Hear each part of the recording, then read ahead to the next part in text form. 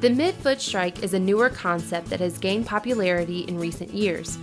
It's a surprisingly poorly defined area of running due to the lack of a standard definition of the midfoot and the style of running that goes with it. So let's start there to try to fully understand this idea.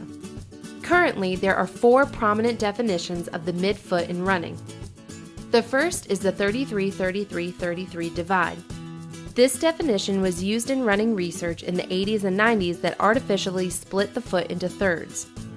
The division is completely arbitrary since there was no anatomical foundation for where the division occurred.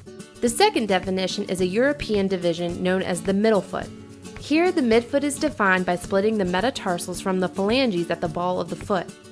This would identify the forefoot as the toe region only, and the midfoot going from the ball of the foot to the edge of the heel.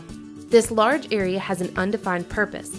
It splits the ball of the foot, the most used area of our foot, in half. The third definition is the most popular. It defines the midfoot and companion landing style as striking the ground with the forefoot and the heel simultaneously. Here's the reality. Precisely landing on 2 distinct points of our foot is nearly impossible to replicate consistently throughout a run. It would also require an active landing, a technique flaw that we will cover in the coming weeks. The fourth definition is the pose method definition. We define the midfoot as the arch of the foot.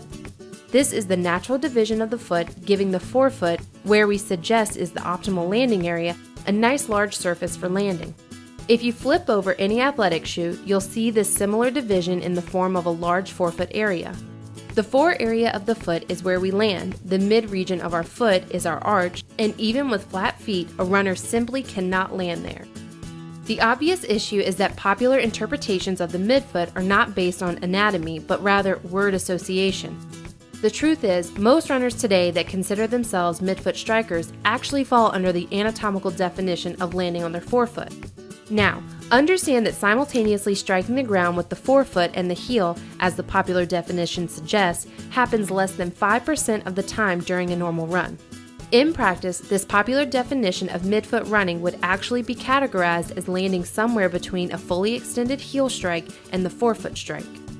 Whether you're landing somewhere in that middle ground or you're truly landing simultaneously on the heel and the forefoot, this is where your body position will be in relation to your foot when it hits the ground.